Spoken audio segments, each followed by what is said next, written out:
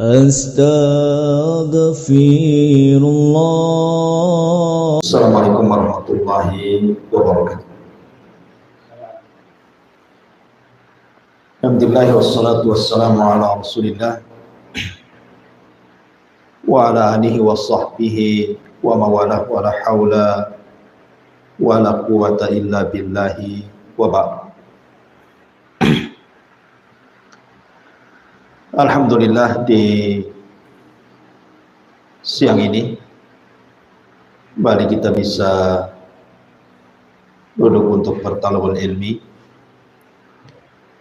meneruskan kajian kita masih membahas kitab Tauhid,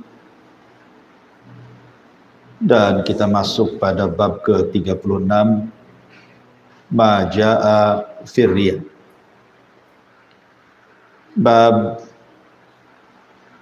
yang menjelaskan tentang dalil-dalil baik dari Al-Quran atau Sunnah Nabi SAW yang berkenaan dengan bahaya riya. Ma'asyiral muslimat yang dimuliakan Allah Subhanahu wa Ta'ala, bab ini sangat penting untuk kita pelajari, karena bab riya ini adalah bicara tentang penyakit hati yang paling bahaya. Terkena siapapun, mau orang awam, mau orang alim, mau orang biasa, berharta, ataupun orang-orang saleh, semua pasti terkena penyakit ini. Makanya saya nasihatkan jangan pernah bosan untuk mengulang-ulang kajian tentang bahaya riya ini. Karena ada orang yang mengatakan, ini sudah sering dibahas Ustadz. Hampir semua Ustadz membahasnya. Pembahasan yang lain sajalah. Jangan pernah mengatakan seperti itu. Karena bahaya riya ini luar biasa. Bukan hanya terkena ibu-ibu, saya pun yang bicara bisa terkena. Bahkan sekelas para sahabat Nabi SAW, seperti nanti yang kita akan bacakan di sini, hadis dari Abi Sa'id Al-Khudri radhiyallahu an, atau riwayat marfu dari Abu Sa'id Al-Khudri radhiyallahu an.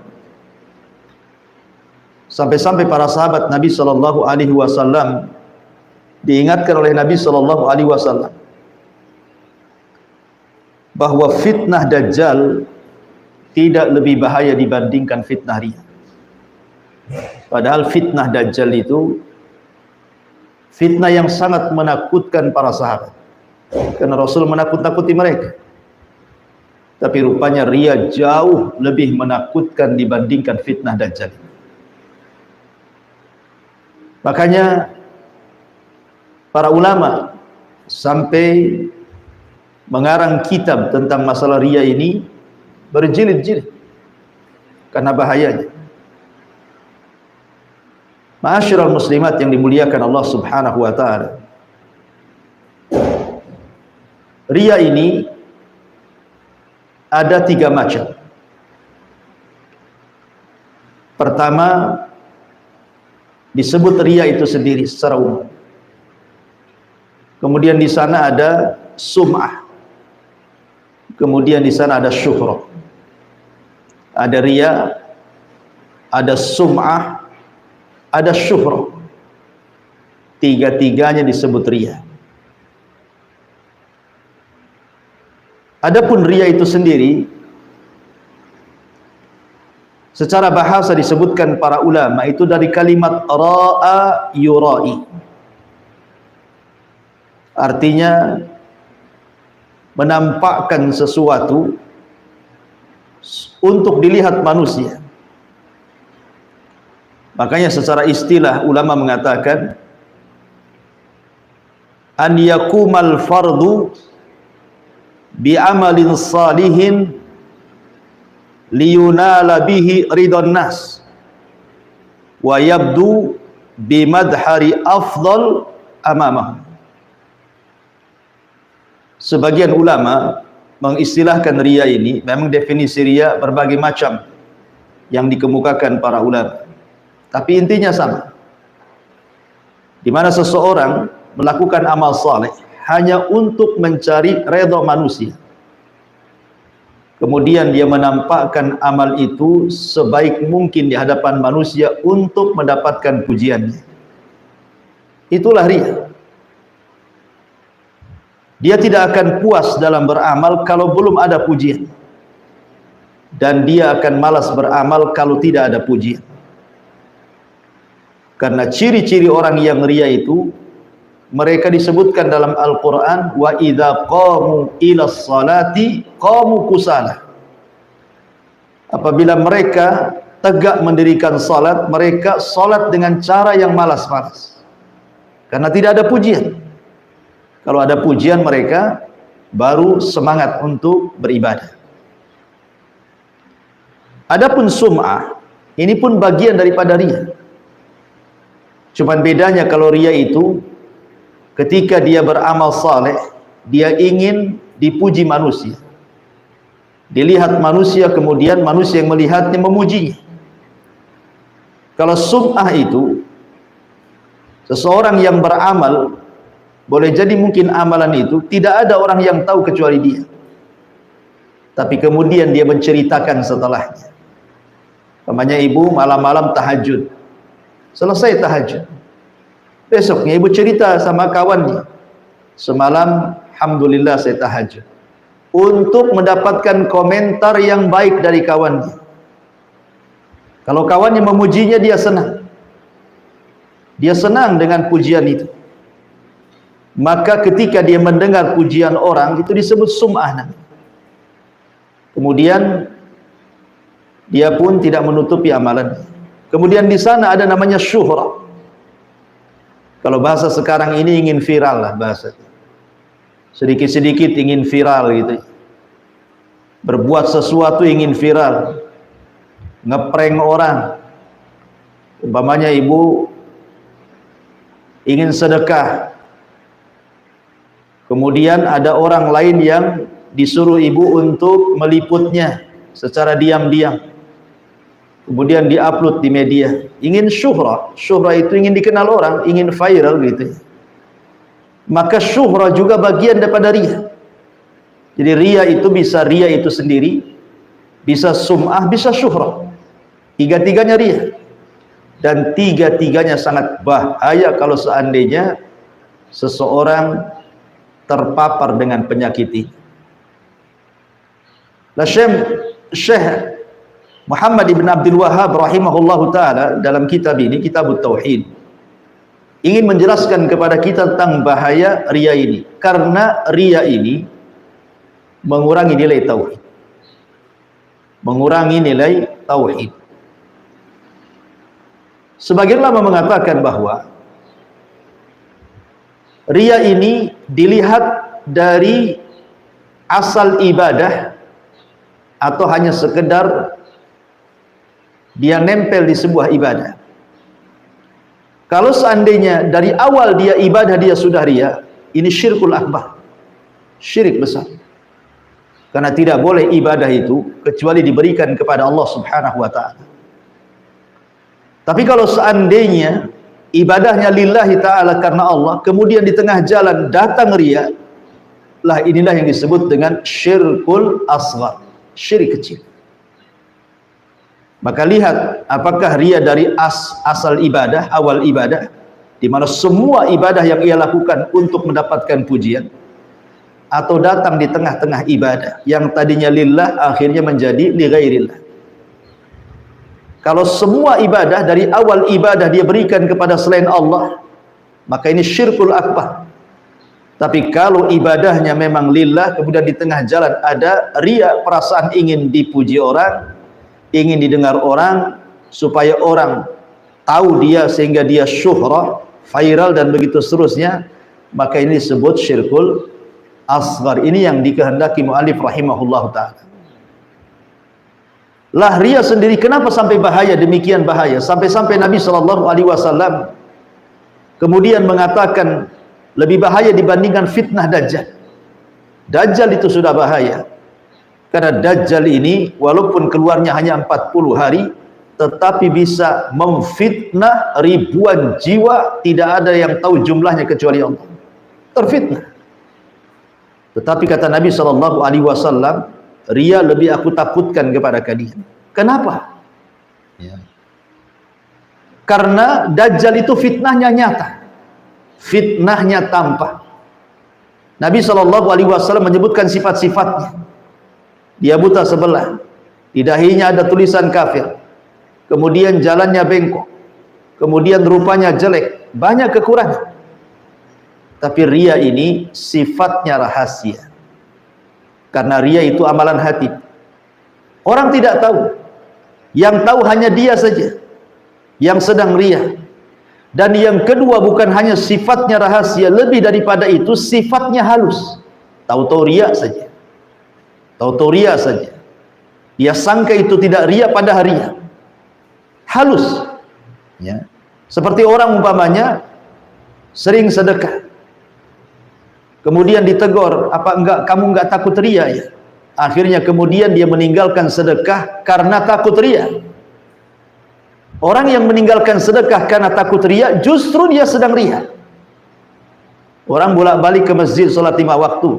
Mungkin bapak suka ke masjid 5 waktu, kemudian ada yang nyeletuk ke masjid, tumben nih ke masjid terus nih, kayak Pak Ustadz, padahal dia bukan Ustadz. Akhirnya dia berpikir, aduh nggak enak juga ini 5 waktu ke masjid, orang-orang nganggap saya Ustadz. Akhirnya dikurangi sholatnya, yang biasanya 5 waktu jadilah 2 waktu, karena takut dipanggil Pak Ustadz. Maka ketika dia tidak sholat dan mengurangi sholatnya, sama juga dia sedang riya. Karena riya itu bukan hanya beramal karena manusia, meninggalkan amal karena manusia pun riya, karena intinya dia beramal tidak karena Allah. Makanya demikian bahayanya riya itu, karena bukan hanya rahasia, tapi halus datangnya. Sampai-sampai Nabi SAW mengistilahkan seperti semut hitam berjalan di batu yang sangat licin dan hitam di kegelapan malam. Halus sekali datangnya. Maka kenapa bab ini sangat penting sekali dipelajari? Karena bab ini sangat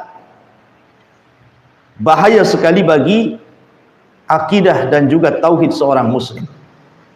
Karena bagaimanapun kita juga harus paham apa-apa yang bisa mengotori tauhid, Bu ya. Belajar tauhid penting, memupuk tauhid penting. Tetapi kita juga harus paham bahwa ada penyakit-penyakit tauhid yang bisa mengurangi tauhid. Seperti umpamanya, saya contohkan, ibu nanam pohon. Tidak cukup disiramkan, Bu. Lihat orang-orang yang nanam padi itu. Apa cukup dipupuk saja? Kan tidak.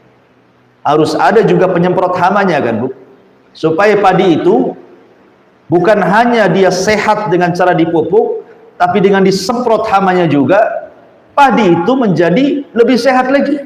Tauhid itu bukan hanya sekedar dipupuk saja, tapi juga kita berusaha untuk menghindari penyakit-penyakit tauhid yang bisa menjadikan kurangnya nilai tauhid kita di hadapan Allah Subhanahu wa ta'ala. Ma'asyiral muslimat yang dimuliakan Allah Subhanahu wa ta'ala. Allah Subhanahu wa ta'ala berfirman di sini, mu'alif rahimahullahu ta'ala mencantumkan surah Al-Kahfi ayat 110.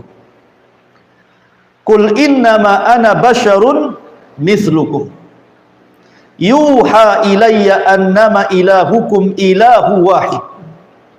Faman kana yarju liqa'a rabbih falyamal amalan salihan wala yusyrik bi'ibadati rabbih ahada. Katakan ya Muhammad, sesungguhnya aku hanyalah seorang manusia seperti kalian. Akan tetapi aku diberi wahyu oleh Allah Subhanahu wa ta'ala. Di sini Allah Subhanahu wa ta'ala katakan kepada Nabi SAW, ya Muhammad, katakan, innama ana basyarun, saya ini manusia. Sebenarnya para sahabat tahu bahwa Nabi itu manusia. Mereka sudah tahu. Nabi pun sudah tahu dia manusia. Sahabat pun tahu dia manusia. Kita pun tahu bahwa Nabi itu manusia, bukan malaikat, bukan jin. Kenapa Allah Subhanahu wa taala menekankan agar dia mengatakan saya manusia, padahal manusia tahu dia manusia? Supaya seseorang jangan berlebihan meletakkan posisi Rasul di luar daripada apa yang telah didudukkan Allah Subhanahu wa taala. Supaya jangan hulu. Makanya dalam syahadat itu ada kalimat abduhu wa rasul. Bahwa dia itu hamba Allah dan Rasulnya. Hamba fala yu'bad, jangan disembah. Wa rasulun fala yukadzab, jangan didustakan. Karena dia Rasul. Kita tetap menghargai, memuliakan, menghormati, tidak boleh menghina, tidak boleh melecehkan Rasul. Tetapi kita tidak boleh melebih-lebihkan di atas apa yang Allah sudah letakkan bagi Nabi SAW. Karena ada sebagian manusia terlalu ekstrim. Di zaman Rasul saja ada orang yang mengatakan Masya Allah wa syi'ta, atas kehendak Allah dan engkau wahai Rasul. Rasul marah dan mengatakan Masya Allah wahda, jangan katakan atas kehendak Allah dan kamu, cukup katakan atas kehendak Allah saja. Rasul takut kalau dia disejajarkan dengan Allah Subhanahu wa taala. Makanya kemudian di sini dikatakan innama ana basyarun mithlukum, saya adalah manusia seperti kalian. Diwahyukan kepada saya, innama ana ilahukum ilahu wahid, sesungguhnya saya adalah Tuhan yang satu untuk kalian, sesembahan yang satu untuk kalian. Faman kana yarju liqa'a rabbih falyamal amalan salihan wa la yusyrik bi ibadati rabbih ahada. Maka di sini Allah Subhanahu wa taala mengatakan, "Faman kana yarju liqa'a rabbih." Barang siapa yang mengharap perjumpaan dengan Rabb-nya, hendaklah mengerjakan amal yang saleh, wala yusyrik bi ibadati rabbih ahada, dan tidak menyekutukan dengan siapapun dalam beribadah kepadanya. Syahidnya apa di sini? Syahidnya adalah falyamal amalan salihan wala yusyrik bi ibadati rabbih ahada. Kalau kita ingin berjumpa dengan Allah kelak di sorga, ingin menatap wajah Allah Subhanahu wa taala kelak di sorga, maka syaratnya dua di sini.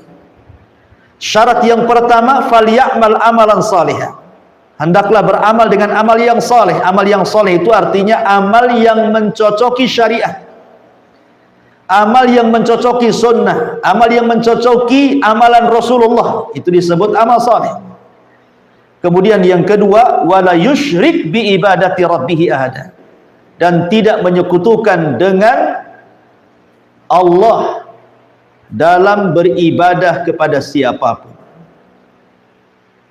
Kalimat wala yusyrik bi ibadati rabbih ahada, tidak menyekutukan seseorang pun dalam beribadah kepada Allah Subhanahu wa taala, masuk di dalamnya syirkul akbar dan syirkul asghar. Masuk padanya syirik besar dan syirik kecil, termasuk riya. Masuk dalam kategori wala yusyrik bi ibadati rabbih ahada. Karena riya ini tidak menyangkut masalah ittibah. Riya ini menyangkut masalah ikhlas. Di sini kan ada ittiba, ada ikhlasnya. Ada ittiba mencontoh Rasul, ada ikhlas beramal semata-mata karena Allah Subhanahu wa taala. Lah riya ini bicara tentang ikhlas. Di mana orang yang riya ini hakikatnya dia tidak sedang ikhlas saat beramal. Karena diarahkan kepada selain Allah Subhanahu wa taala. Di sini sisi pendalilannya wala yusyrik bi ibadati rabbih ahada. Dia tidak menyekutukan seorang pun dalam beribadah kepadanya. Baik. Ma'asyiral muslimat yang dimuliakan Allah Subhanahu wa taala. Tentu kalau kita bicara riya, kan ada sebabnya. Apa sih sebabnya orang itu bisa riya? Ulama mengatakan bahwa di antara sebab riya adalah lazzatul hamdi wassana'i, lezatnya pujian dan juga merasa lezatnya sanjungan. Kalau dia merasa enak, merasa lezat dengan pujian dan sanjungan, hati-hati. Ibu bisa terpapar riya. Kalau sudah mulai lezat, kok enak rasanya dipuji orang, kok enak rasanya disanjung orang, ini sudah terpapar penyakit riya. Karena seorang mukmin, Bu, hatinya tidak akan berubah, karena hatinya memang hanya diberikan kepada Allah. Mau dicaci, mau dimaki, ya biasa saja. Mau dipuja, mau dipuji, ya biasa saja. Artinya hati seorang yang muwahhid itu tidak akan terpengaruh dengan sanjungan pujian ataupun dengan cacian dan hinaan. Bagi dia sama saja. Bukan berarti kalau dicaci kemudian dia merasa kecil hati, kalau dipuji pula merasa besar hati. Tidak. Orang yang muwahhid ahli tauhid itu tidak akan merubah hatinya. Ini yang pertama. Yang kedua, al-khaufu minadz-dzam. Takut celaan orang. Takut celaan orang. Maka sebab riya yang kedua karena takut kalau dia dicela orang. Makanya dia terus mengharap pujian orang. Ibu kalau beribadah kepada Allah Subhanahu wa taala jangan takut dicela orang. Karena kalau kita dalam rangka beribadah kepada Allah Subhanahu wa taala untuk mencari keridhaan manusia, tidak akan dapat keridhaan manusia selamanya. Karena ridhon nas ghayatun la tuhsa. Ridho manusia itu sesuatu yang mustahil didapat. Makanya jangan takut celaan, teruslah beramal lillahi ta'ala karena Allah Subhanahu wa ta'ala. Kemudian juga di antara sebabnya adalah hubbul jah, cinta kedudukan, cinta kehormatan.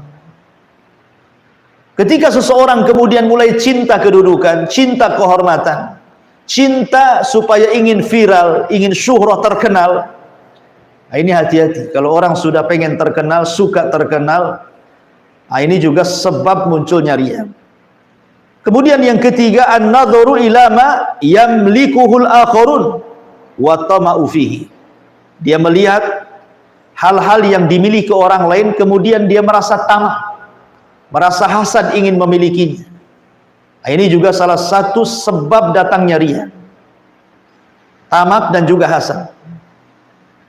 Ma'asyiral muslimat yang dimuliakan Allah Azza wa Jalla, oleh karena itulah maka untuk menghindari sebab-sebab riya ini, beramalah karena Allah Subhanahu wa taala. Jangan sekutukan Allah dengan manusia. Ingin mendapatkan pujian dari manusia, karena nanti pada hari kiamat kita disuruh untuk datang kepada orang-orang yang ketika di dunia memuji kita. Kemudian Allah katakan, cari pahala dari mereka, maka kita tidak akan dapat. Ma'asyiral muslimat yang dimuliakan Allah Subhanahu wa taala. Sebagian para ulama mengatakan bahwa riya itu bisa terjadi kepada badan, bisa terjadi kepada penampilan, bisa terjadi kepada ucapan, bisa terjadi kepada amalan, dan bisa terjadi kepada orang yang diikuti atau hal-hal yang lainnya. Contoh umpamanya terjadi pada badan kita, seperti umpamanya seseorang menampakkan kehusyuan dalam beribadah. Jadi badan dia itu seolah-olah kurus kering gitu kan, supaya orang mengira dia ahli saum. Kemudian dia menampakkan bekas sujudnya supaya seolah-olah dia ahli sujud gitu. Kemudian dia menampakkan pakaiannya seolah-olah pakaiannya itu ahli zuhud, dan begitu seterusnya. Ya, jadi dari badannya menampakkan sifat-sifat badannya seorang orang dia yang berijtihad, padahal dia lillahi ta'ala. Seperti hadis ketika Nabi SAW mengatakan, awal man tusyu'ira bihin nar, orang yang pertama disentuh api neraka, didatangkan kepada mereka orang yang mati syahid, didatangkan kepada Allah Subhanahu wa ta'ala orang yang mati syahid, didatangkan kepada Allah orang yang ahli sedekah, didatangkan kepada Allah orang yang ahli Quran. Kemudian ditampakkan amalannya, bagaimana badan dia sedang membaca Quran, bagaimana badan dia sedang berjihad, bagaimana badan dia sedang bersedekah. Kemudian Allah katakan, betul itu kalian? Ya, itu saya semua ya Rabb. Maka Allah mengatakan, kadzabtum, dusta kalian. engkau mujahid, engkau berperang supaya orang mengatakan kau ini pahlawan. Engkau ahli sedekah, kau bersedekah supaya orang-orang menyangka engkau dermawan. Engkau yang punya ilmu dan pakar Quran, kau melakukan supaya orang menganggap engkau ini qari, seorang pakar Quran. Kemudian yang kedua, dalam penampilan. Saya katakan tadi, ya kurang lebih badan dengan penampilan. Jadi penampilannya kusut, ya kan? Dan begitu seterusnya supaya orang menganggap dia zuhud dan lain sebagainya. Termasuk juga riya bil qaul, dengan ucapan. Ya, riya dengan ucapan. Umpamanya dia mungkin seorang dai, seorang ustadz yang berceramah gitu kan. Jadi ucapannya itu, ceramahnya itu bukan untuk mengingatkan manusia supaya orang menganggap dia ustadz saja. Ya, jadi hati-hati ini, kalau ustadz saja bisa kena riya, apalagi ibu-ibu yang bukan ustadz gitu maksudnya. Kemudian juga riya dengan amal, seperti beramal karena selain Allah subhanahu wa ta'ala menampakkan solat yang khusyuk, yang panjang, ya, sujudnya yang lama, rukunya yang lama, dan begitu seterusnya, maka ini pun bagian daripada riya. Intinya riya itu, Bu, bisa masuk ke solat, ke zakat, ke puasa, ke haji, ke sedekah, bahkan ke penampilan, bahkan kepada muamalah, bahkan kepada pertemanan, bahkan dalam skala rumah tangga, skala bertetangga, skala orang banyak. Riya itu masuk kemana saja. Bahaya sekali riya itu. Ya. Makanya Imam Nawawi rahimahullahu ta'ala ketika menjelaskan tentang bahaya riya dan sum'ah, Imam Nawawi mengatakan, wa kama anna riya muhbitun lil amali kadzalika at-tasmi wa huwa an ya'mala lillahi fil khalawat thumma yuhaddisun nasa bima amil. Sebagaimana riya bisa menggugurkan amal, begitu juga sum'ah, di mana seseorang beramal karena Allah dalam kesendirian, kemudian dia menceritakan hal itu kepada manusia. Ma'asyiral muslimat yang dimuliakan Allah Azza wa Jalla, nanti terakhir pembahasan kita akan menjelaskan kisah-kisah para ulama, bagaimana mereka menjaga keikhlasan. Kemudian di sini mu'alif rahimahullahu ta'ala menyebutkan dua riwayat. Pertama riwayat Imam Muslim, hadis marfu dari Abu Hurairah radhiyallahu an, Nabi sallallahu, Allah subhanahu wa ta'ala berfirman, ana aghna syuraka anisyirki man amila amalan asyraka ma'iya fihi ghairihi taraktuhu wa syirkah. Allah subhanahu wa ta'ala berfirman dalam hadis kursi, berarti hadis kursi ini adalah hadis yang redaksinya ada yang mengatakan dari Allah dan juga ucapannya dari Allah. Ada yang mengatakan redaksinya dari Nabi tetapi ucapannya dari Allah subhanahu wa ta'ala. Tetapi tentu dibedakan hadis kursi dengan Al-Quran. Yang menjadi kekhususan Al-Quran tidak ada dalam hadis kursi. Seperti kalau baca Quran sebagian ulama harus berwudu, hadis kursi tidak. Seperti dalam sholat kita membaca Al-Quran tapi tidak boleh membaca hadis kursi. Ya, dan begitu seterusnya. Kalau Quran kan diibadahi bacaannya, tetapi hadis kursi tidak. Kecuali kalau dia mempelajarinya dapat pahala. Tapi kalau dibaca saja tidak seperti Quran, satu huruf dapat 10 pahala. Lah Allah subhanahu wa ta'ala berfirman dalam hadis kursi, ana aghna, aku tidaklah butuh asyuraka, dengan sekutu-sekutu yang lain. Kalimat aghna dalam bahasa Arab itu disebut ismu tafdil. Isim tafdil. Isim tafdil itu artinya isim yang berkonotasi atau yang memiliki makna berlebihan. Artinya ketika Allah mengatakan aghna, saya tidak butuh dengan sekutu-sekutu yang lain. Ana agna syuraka anisyirki. Kalimat agna menunjukkan bahwa Allah adalah ghaniyun. Dia zat satu-satunya, zat yang maha kaya, yang tidak berhajat kepada siapapun. Beda dengan kita makhluk yang lemah, berhajat kepada Allah. Allah tidak berhajat kepada siapapun. Dia adalah somad. Qul huwallahu ahad, Allahus samad. Tempat bergantung semua makhluknya. Jadi Allah itu maha kaya, tidak berhajat kepada siapapun. Bahkan tidak berhajat kepada ibadah manusia. Sebab kalau seandainya satu dunia kufur, tidak mengurangi kekuasaan Allah. Sebagaimana ketika satu dunia beriman tidak menambah kekuasaan Allah. Karena dia aghna, maha kaya, tidak berhajat kepada siapapun. Ana aghna syuraka ani syirki. Aku tidaklah butuh dengan sekutu-sekutu yang lainnya. Man amila amalan asyraka ma'i fihi ghairi taraktuhu wa syirkah.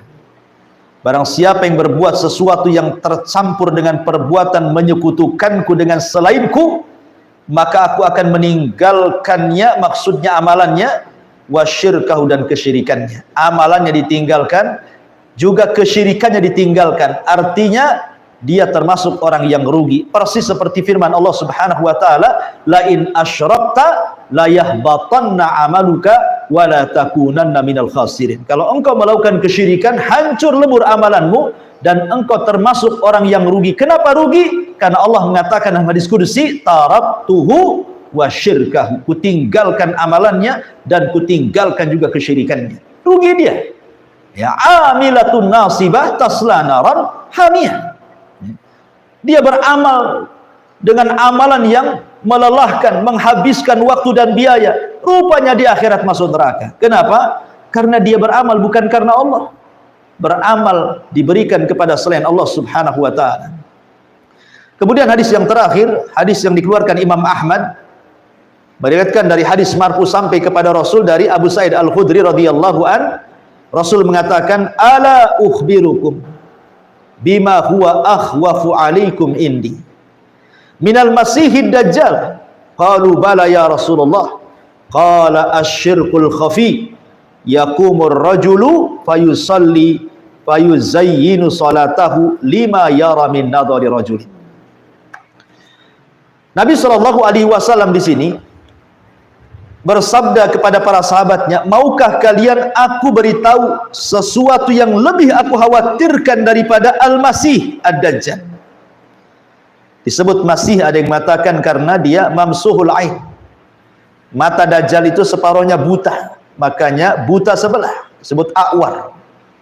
Ada yang mengatakan Al-Masih itu li sur'ati, karena apa, sur'ah, karena cepat dia melangkah mengelilingi dunia dengan sangat cepat.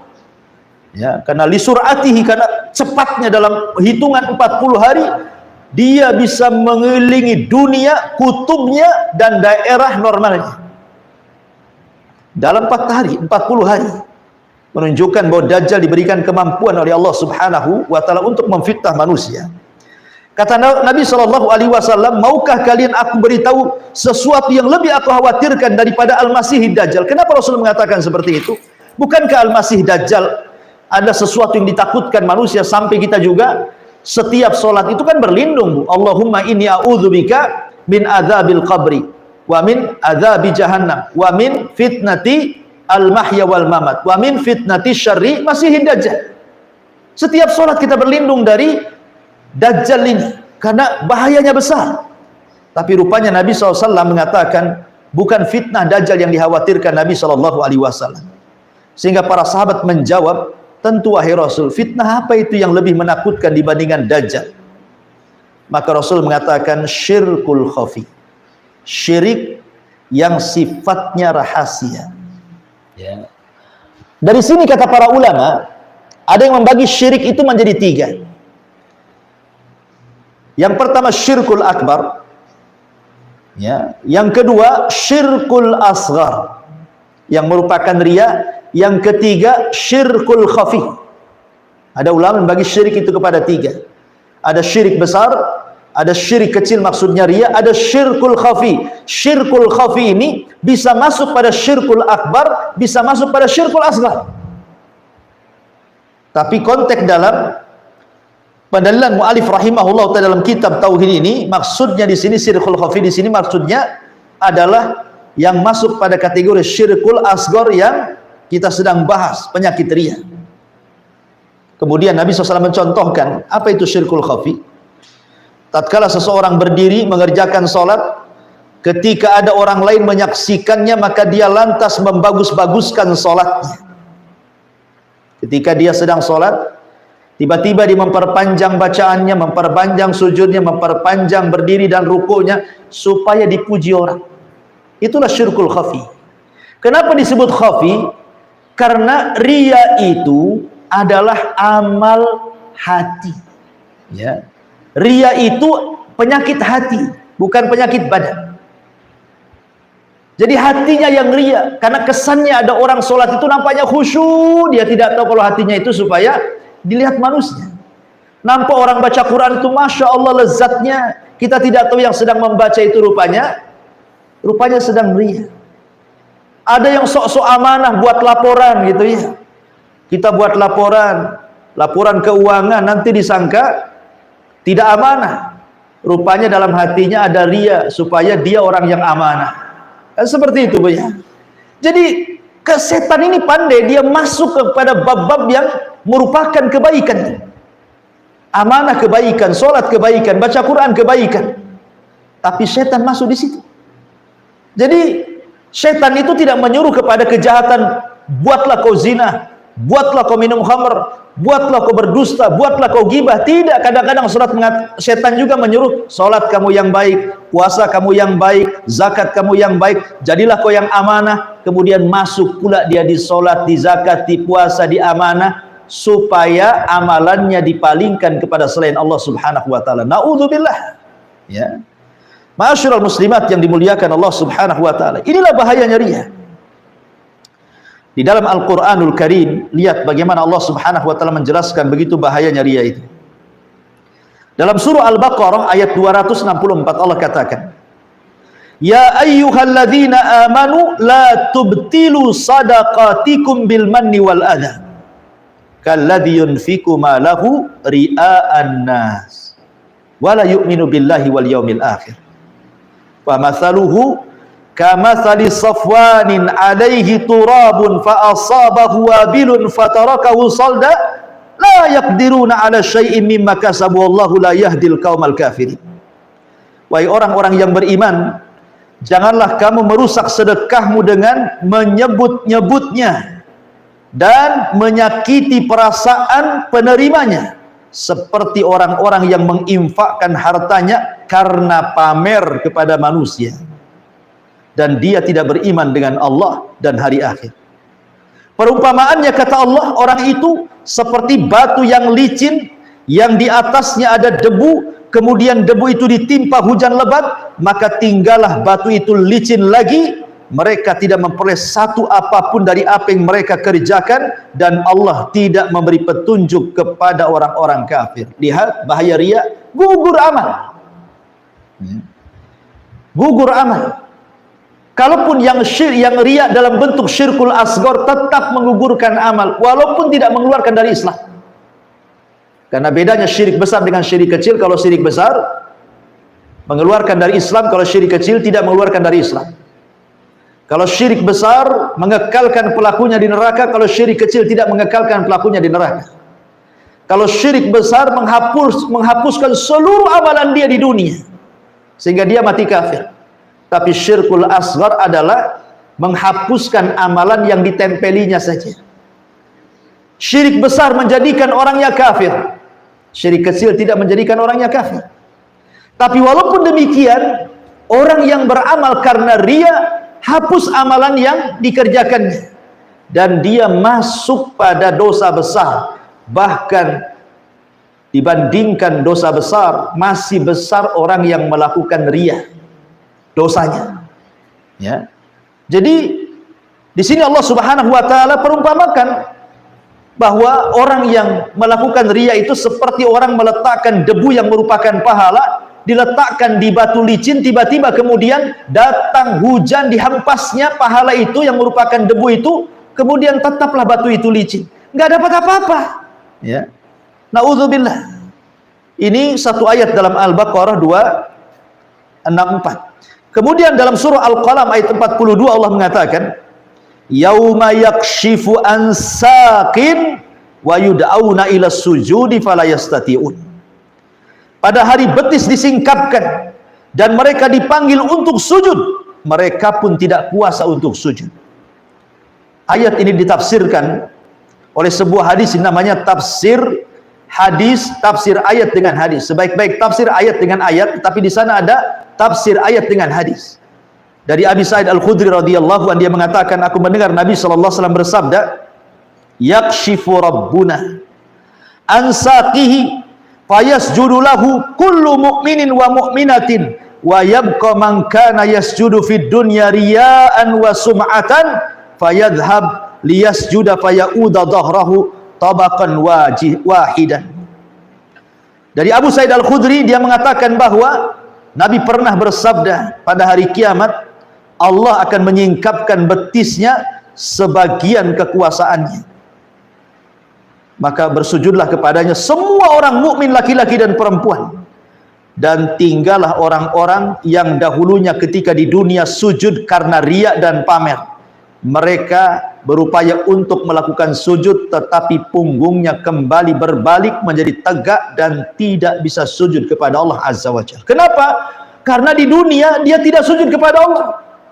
Ketika dia riya, tidak dalam rangka untuk Allah. Ketika dia sholat itu sujud dia bukan karena Allah, karena ingin dipuji orang, oh sholatnya bagus, sholatnya khusyuk. Ketika di dunia dia tidak sedang sujud kepada Allah, maka di akhirat diharamkan dia sujud kepada Allah Subhanahu wa taala. Lihat bagaimana bahayanya riya dalam surah Al-Qalam ayat 42.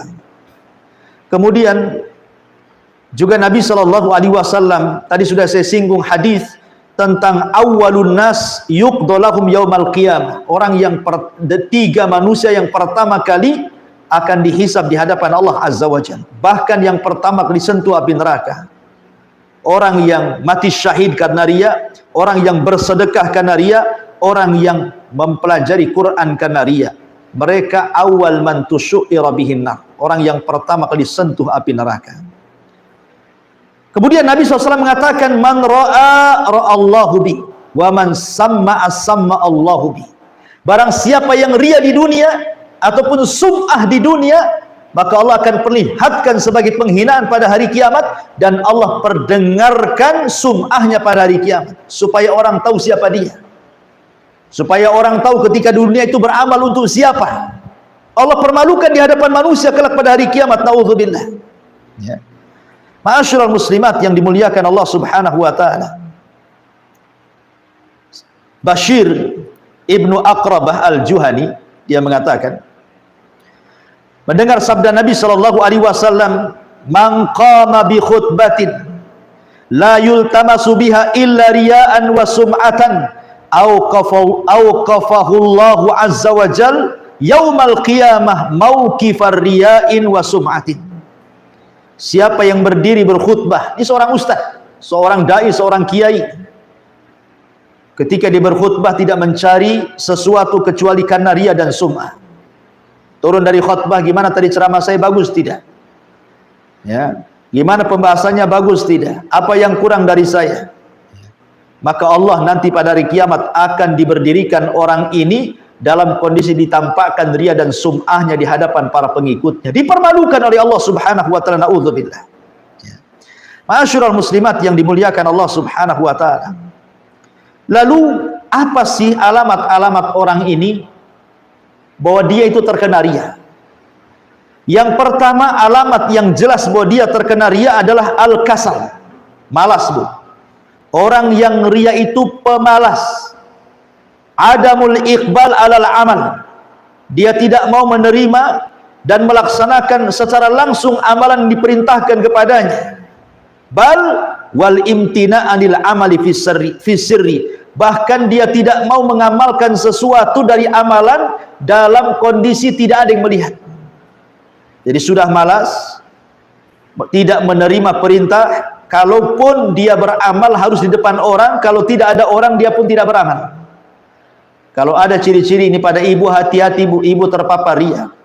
Kalau ibu tahajud kemudian malas, ya, tiba-tiba kemudian duha karena di rumah kawannya, ibu semangat duha, ya, karena ada di rumah kawannya, supaya kawannya, oh nampak si ibu ini alim nih, tukang sholat duha gitu. Tapi kalau malam malas dia bangun, hati-hati itu riya, ya. Kemudian alan naqid al-qiyam binasyatin zaid bisyaklin alani. Kalau tadi malas beribadah, kecuali karena dilihat manusia. Sebaliknya ada orang yang semangat ibadah. Semangat ibadah tetapi karena ingin dilihat orang. Ya, yang satu malas, yang satu semangat gitu ya. Itu dua-duanya ria.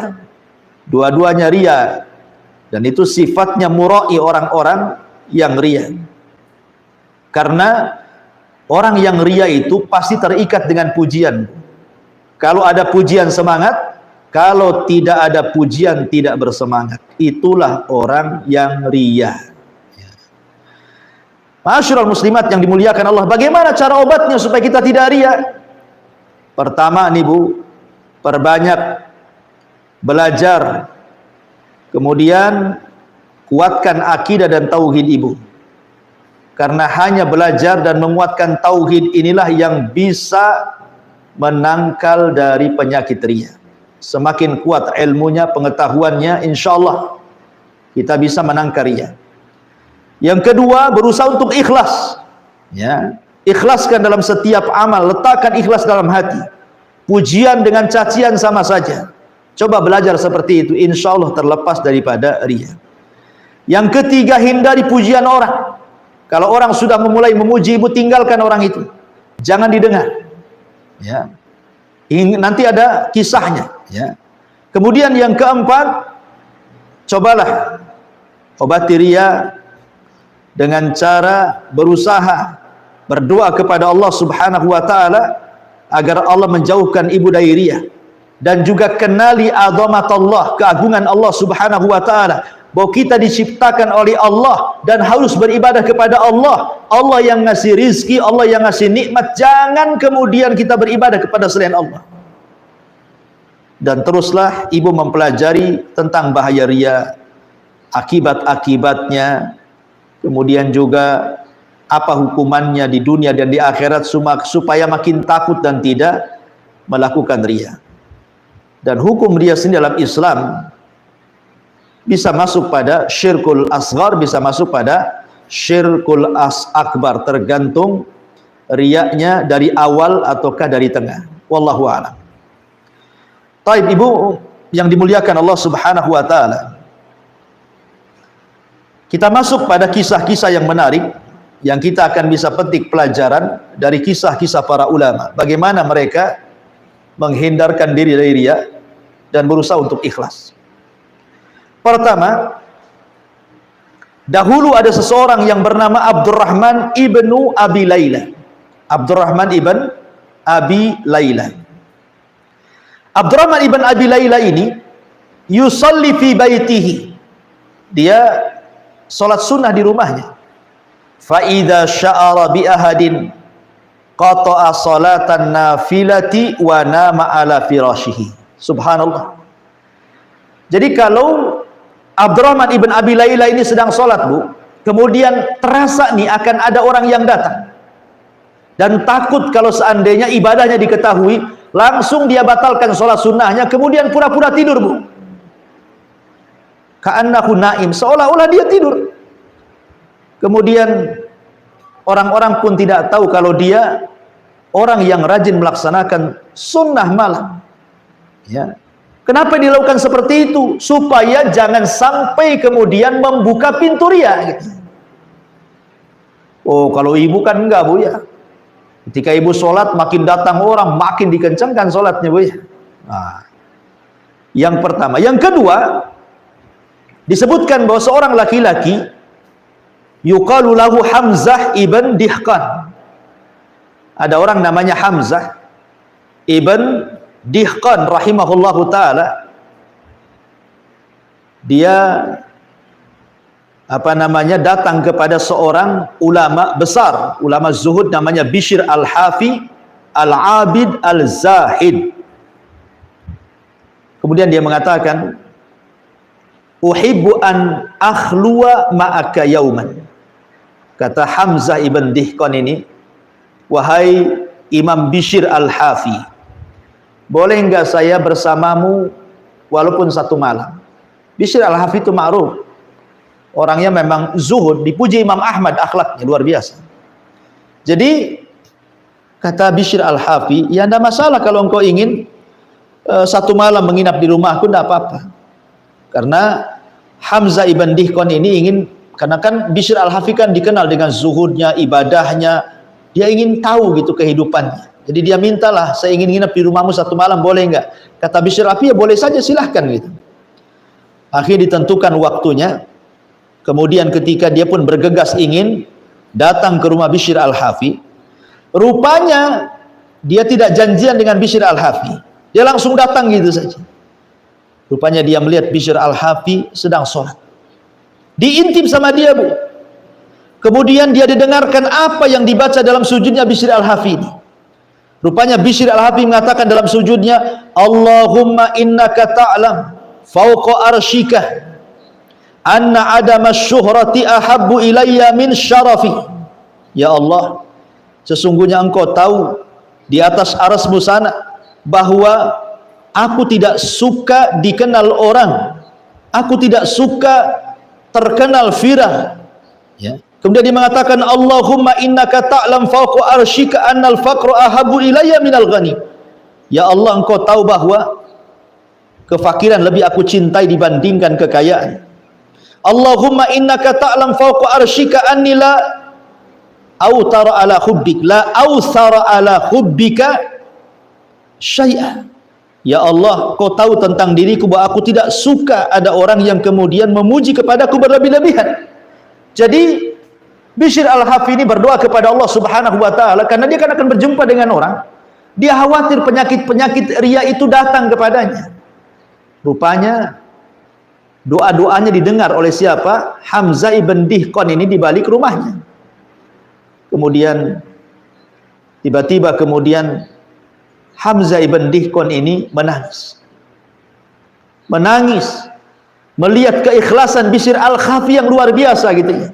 Tidak mau dia dilihat orang ibadahnya, dia tidak suka dengan syuhrah viral, tidak suka. Subhanallah. Ya, sekarang subhanallah, saya atau mungkin ustadz-ustadz yang lain ya, terkadang kita ini mudah terkena penyakit ria yang namanya syuhrah ini. Pengen viral, kajian direkam, ya, walaupun niatnya supaya untuk bermanfaat untuk orang. Terkadang baca komen-komen di bawah, memuji, terkadang terbuka juga pintu ria itu. Kalau sekelas Nabi saja takut dengan ria dibandingkan fitnah Dajjal. Kalau sekelas para sahabat takut dengan ria daripada fitnah Dajjal, apalagi kita, Bu. Ya. Makanya bagaimana kemudian ulama mencontohkan kepada kita untuk menutup pintu ria.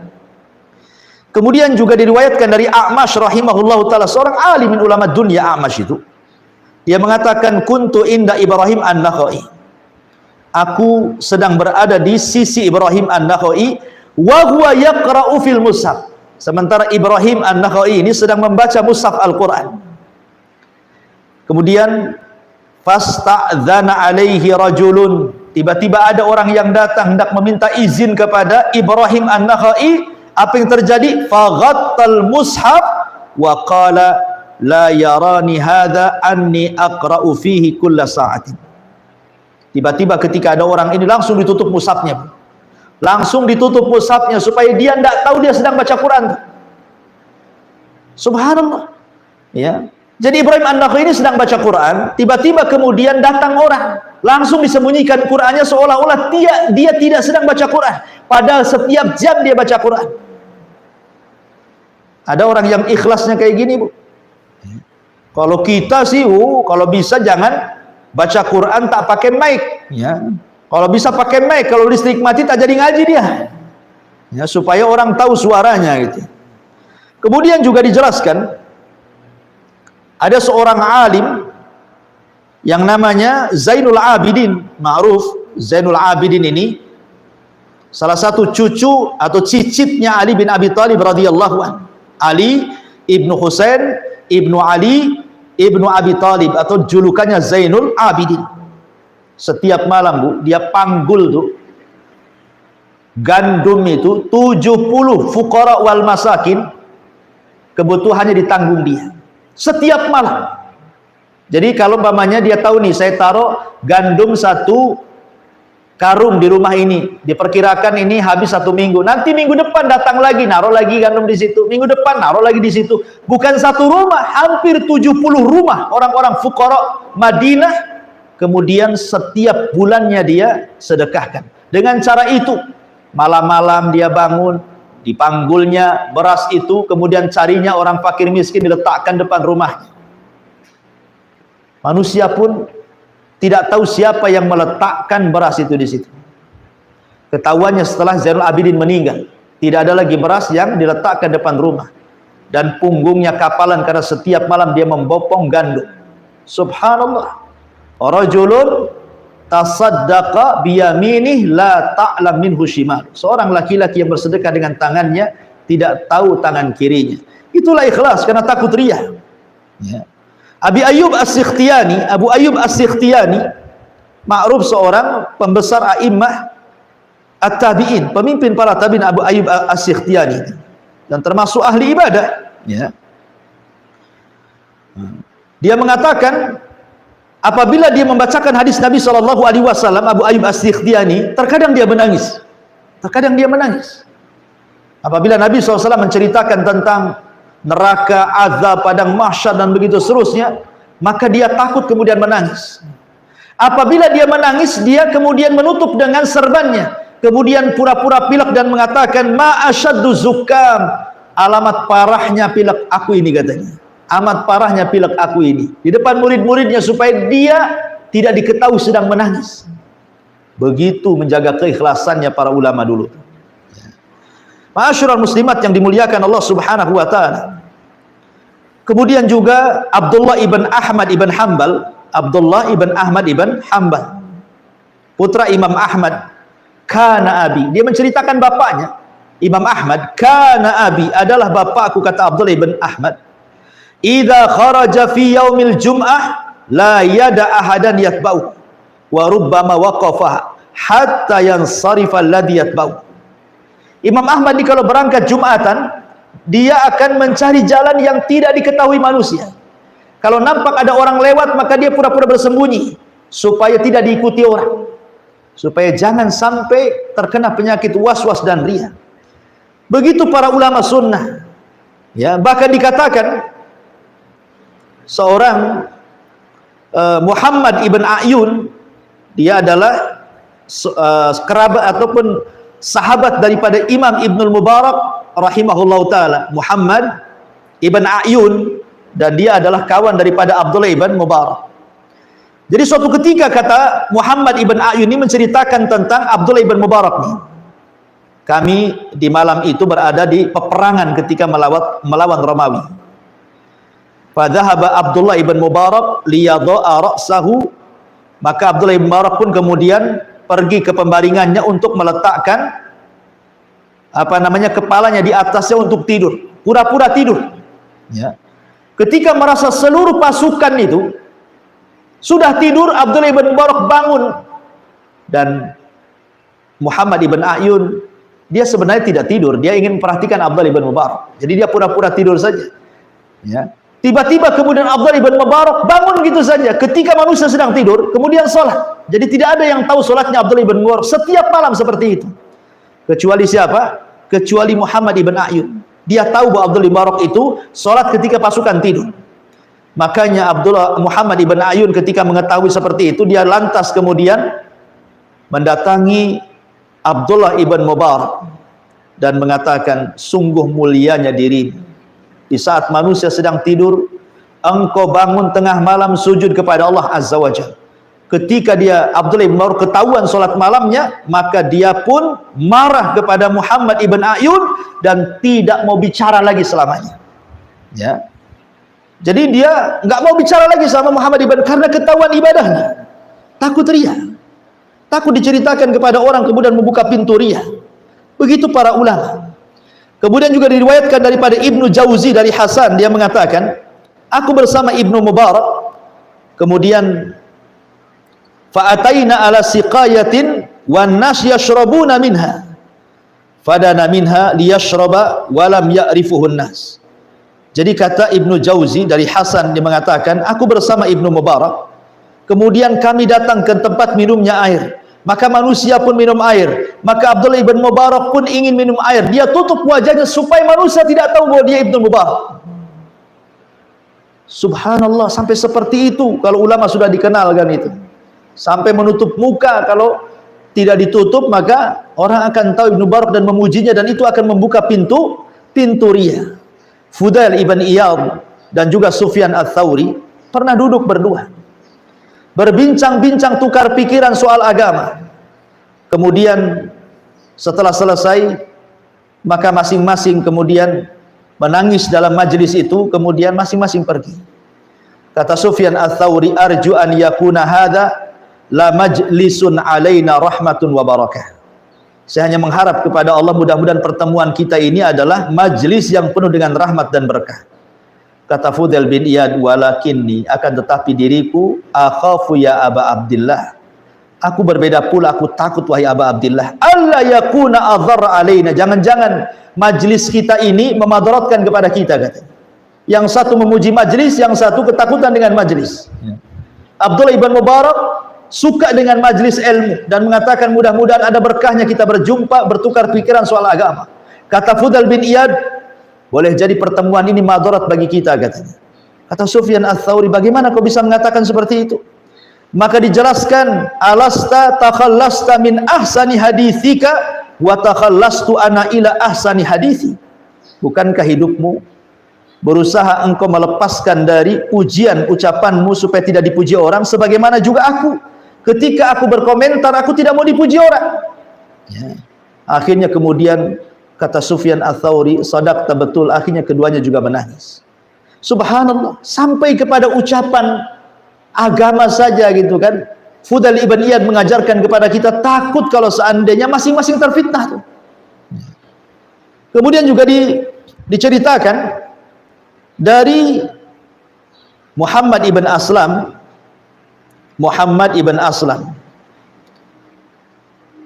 Jadi ada seseorang bercerita tentang Muhammad ibn Aslam dan mengatakan, aku lazamtu akthar min 20 sanatan. Aku sudah lama berkawan dengan Muhammad ibn Aslam ini.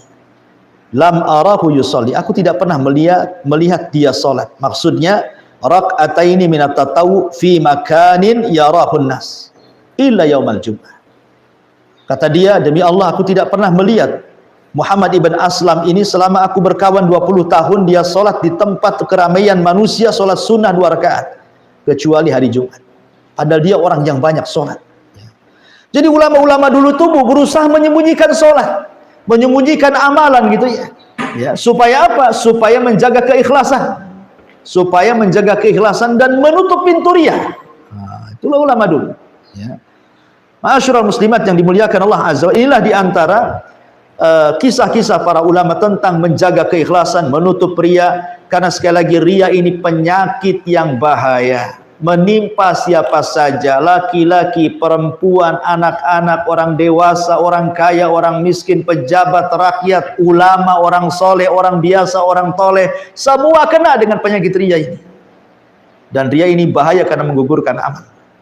Oleh karena itulah maka berlindunglah kepada Allah seperti doa yang diajarkan oleh Rasulullah, Allahumma inni a'udzubika an nusyrika bika wa nahnu na'lam wa na'udzubika bima la na'lam. Ya Allah, kami berlindung kepadamu dari kesyirikan yang kita ketahui dan juga dari kesyirikan yang tidak kita ketahui. Wallahu a'lam bishawab. Ini yang bisa sampaikan Bu, karena juga sudah mendekati asar, tidak ada tanya jawab. Insyaallah kita lanjutkan di lain kesempatan. Subhanakallahumma bihamdika asyhadu an la ilaha illa anta astaghfiruka wa atubu ilaik. Allahu ta'ala alam. Assalamualaikum warahmatullahi wabarakatuh.